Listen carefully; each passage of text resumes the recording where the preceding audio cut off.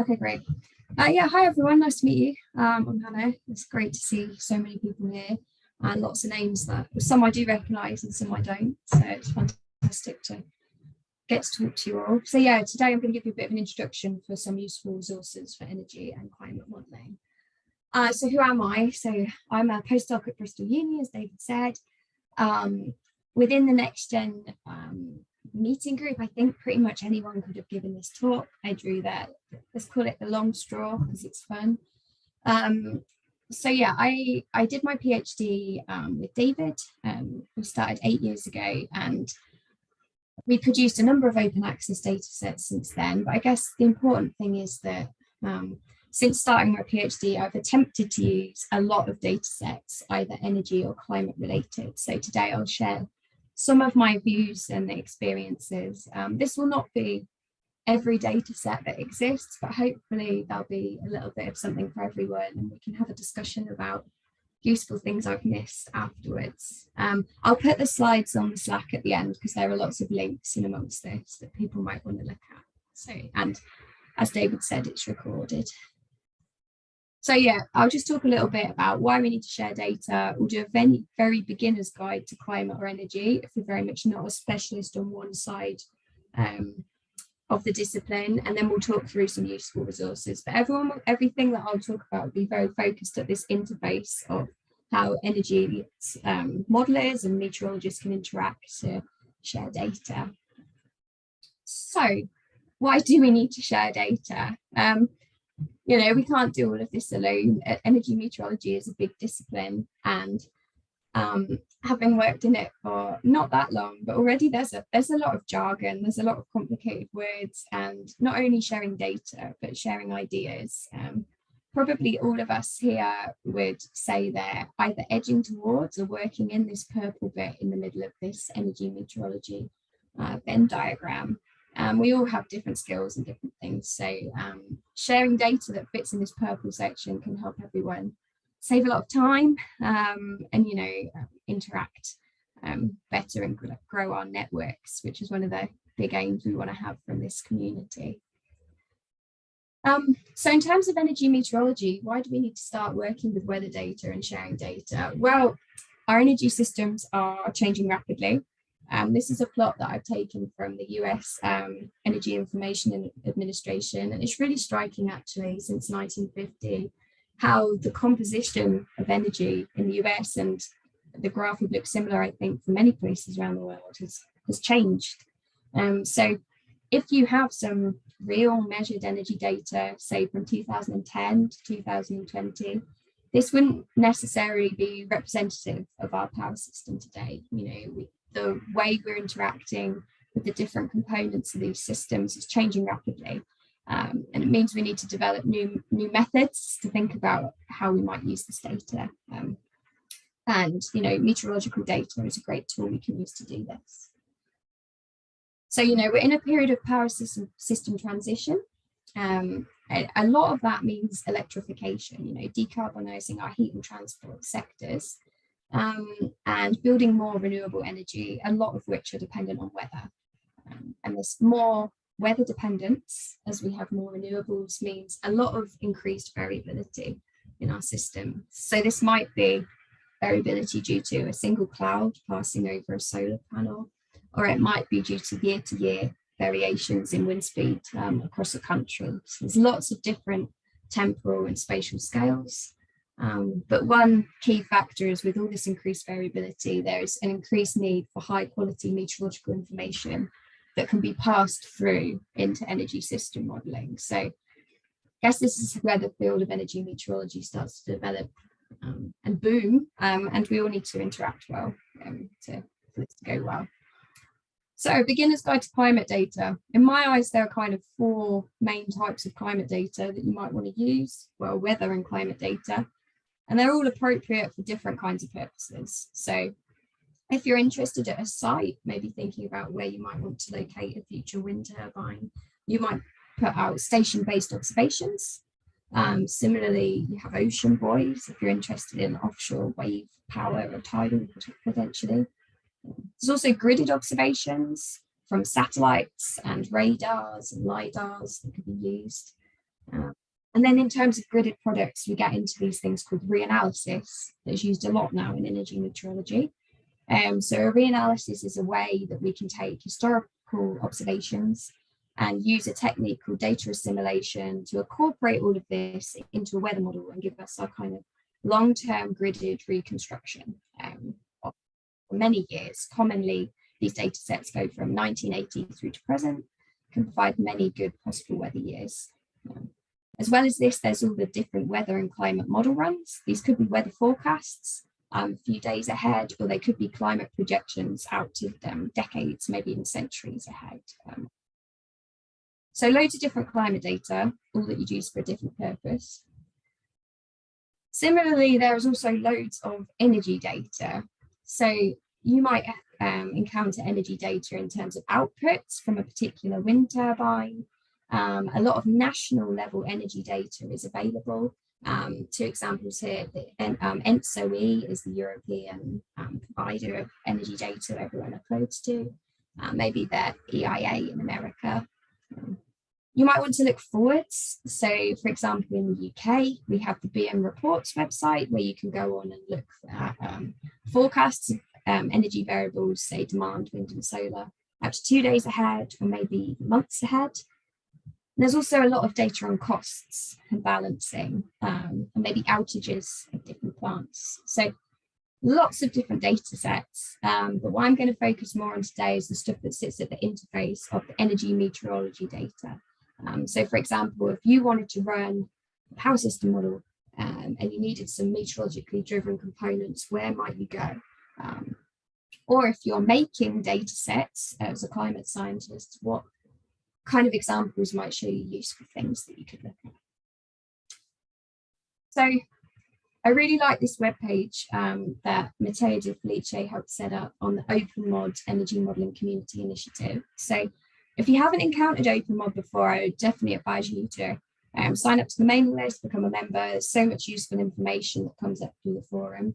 But in terms of energy met data, they've created this webpage, which I took a couple of screenshots here of, which lists lots of different products. So we've got examples here of historical electricity demand data sets, and they give you different information about what the regions that they're available for and links to access them. So that's a great resource. A lot of this stuff actually has got quite a European focus in this, but I'm going to try and talk more broadly, because I know everyone here's got some very broad interests. So a really good introductory tool if you're interested in thinking about wind and solar capacity factors, I think, is Renewables Ninja, developed by Ian Staffel and Stefan Feniger. So this is a global resource for the meteorologists powered by the MERA2 reanalysis. So from this, you can get hourly data outputs, you can pick a country or location and download time series. So I've got an example here. Today I care about Paraguay. So you can click on a country, develop country level weather data for many, many years, representative of the country. Or you can pick a site. So I've decided I wanted to look at a point here over Lake Victoria. And you can look at time series of, what are we looking at here? 2019, 80 meter hub height wind speeds. And there's lots of information on the website, including links to the scientific papers, which explains how this works. But it's a very good introductory tool for thinking about variability of wind and solar. Another fantastic tool are the global wind and solar atlases. So the key is in the name, these are global. The screenshot we've got here is a picture from the Global Wind Atlas. So these are actually commonly used for validation of lower resource climate data by a few groups now, but you can really see from looking at these atlases, here we're looking at mean wind speeds. You can see straight away the fantastic resource around the UK and around the coasts of America. But some other regions start to stand out that might be interesting for investigation. There are options to download this data through an FTP, and it's very high resolution behind quite a complicated meteorological model. So again, a great data resource, or alternatively, you can point and click on the map to learn about particular locations you might be interested in. If you have a European focus, a new data set that's recently came out, which is, I think, fantastic, is the C3S energy data. So this is a European resource, but you can use it to think about impacts of climate change. So as you can see on this map, there's lots and lots of sub-regions within each country that C3S have worked with. You can download time series from 2005 through to 2100 of climate variables or energy relevant variables at 3-hourly resolution. This is powered, I think, by a set of models called Eurocordex. Someone can correct me in the chat if that's wrong. But all of the data are available to download through something called the Climate Data Store, which I'll talk to you about in a minute. But again, a great resource if you want to think about impacts of climate change in the future. As I'm talking, I thought it was a nice opportunity to talk about some of my data sets from the University of Reading. So we've published quite a few data sets that could be useful across Europe. We created European national data sets of demand, wind and solar power. So in my research, I use these to think about probabilities of different weather patterns and how this might relate to demand, wind and solar. But they have also been used as inputs to power system models and, you know, just used as time series for investigation of meteorological drivers of big events. We also produce sub-seasonal forecasts. Paula, who's here, was the main driving force between this being made. But these are forecasts that go out to 40 days ahead of demand, wind and solar power for all of the European countries. And this is a useful tool if you want to think about uncertainty and forecasting in a kind of accessible way. These have all been calibrated. And yeah, there's, I think, an ensemble of 12 members of forecasts in there. And also we started to think about future weather and climate variables. There's a link to the paper at the bottom, but we took a very long data set from 1950 through to present, and we applied the impacts of climate change from 5 different models on it. So we could think about things like a big event for us is the Big Freeze of 1963. And from this, we can start to think about, well, if that had have happened in a climate with a certain amount of warming, how different would the impacts have been? So yeah, lots of data sets as well from the University of Reading, which I'd encourage people to look at if they're interested in Europe. So I think a nice point here is that with all of these data sets, you might have already seen something where you're like, oh, actually, I can use that. Don't use them blindly. So Alex Keys and Bruno, who are in this talk, I think, they recently did a comparison.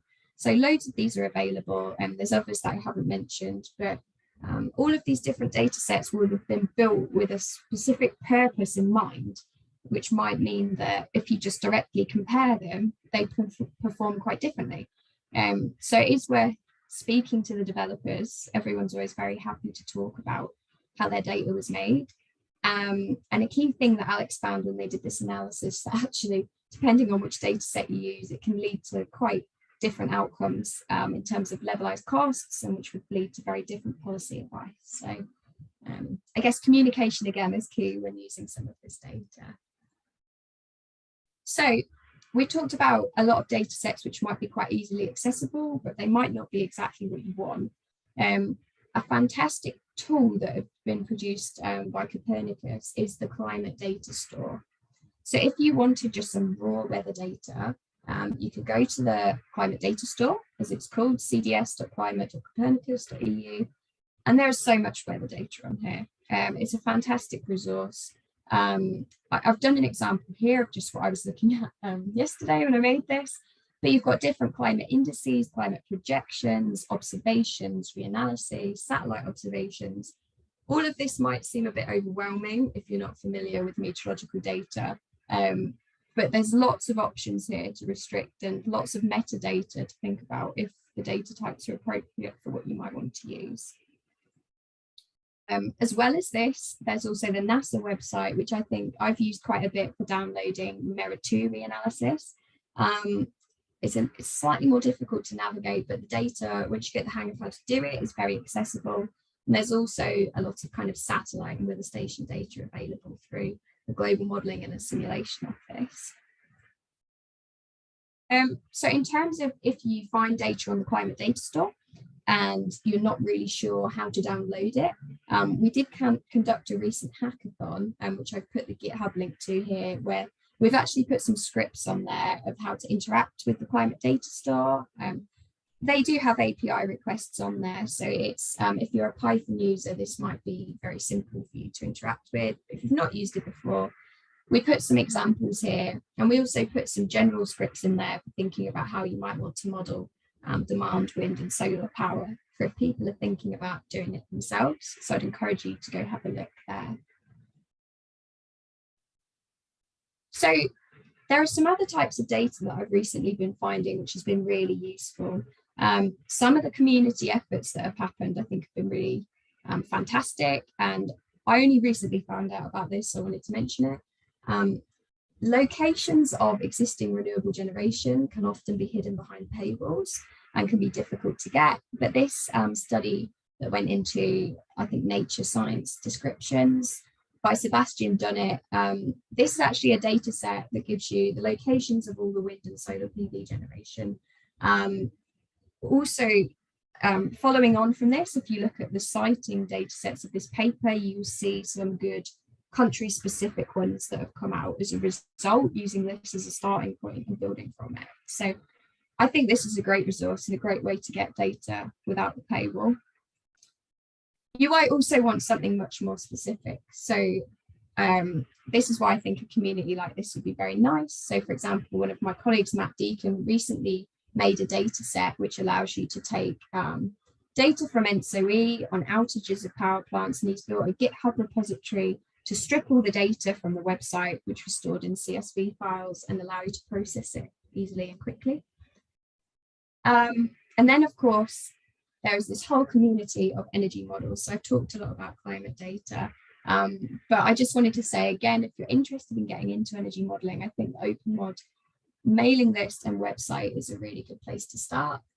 A shout out to 3 models that I know people who've worked with a lot, but HiRes, PyPSA and Calliope are all models which I know have been worked with in these kind of really interdisciplinary energy meteorology studies. So if you were to get in contact with any of these groups, I'm sure they'd be very happy to work with you thinking about energy meteorology modeling. So I'm done, David, don't worry. Energy meteorology is a rapidly evolving field, and I think, with the exception of maybe a few people, there's not many true experts on both sides of this discipline. So I think collaboration is really key.